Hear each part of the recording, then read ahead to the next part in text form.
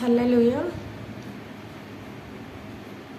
77వ దావీదు కీర్తన చదువుకున్నాం. ఇది ఆసాపు గారి కీర్తన.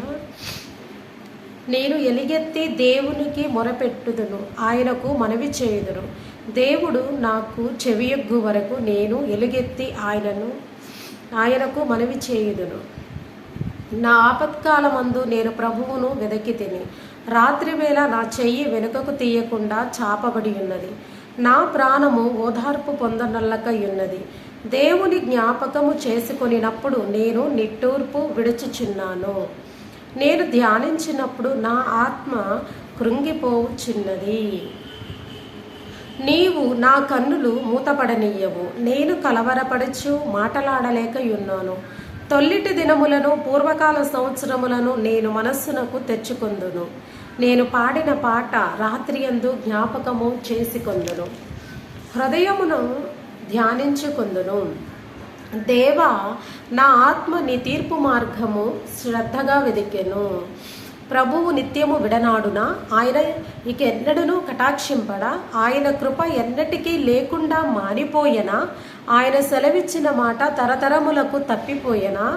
దేవుడు కటాక్షింప మానెనా? ఆయన కోపించి వాత్సల్యత చూపకుండునా?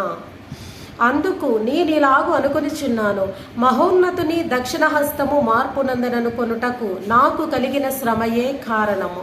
యెహోవా చేసిన కార్యములను, పూర్వము జరిగిన నీ ఆశ్చర్య కార్యములను నేను మనస్సునకు తెచ్చుకొందును. నీ కార్యమంతయు నేను ధ్యానించుకొందును, నీ క్రియలను నేను ధ్యానించుకొందును. దేవా, నీ మార్గము పరిశుద్ధమైనది.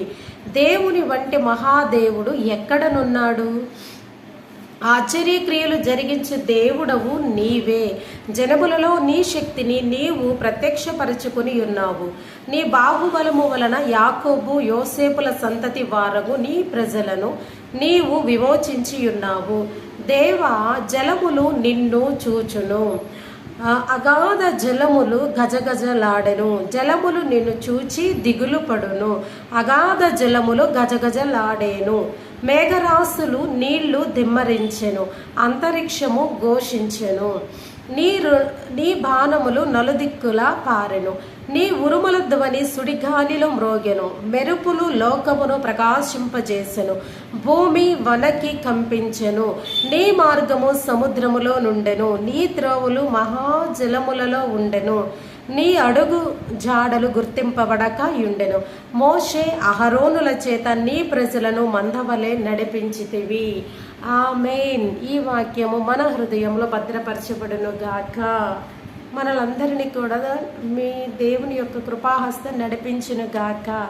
ఆమేన్, ఆమేన్, ఆమేన్.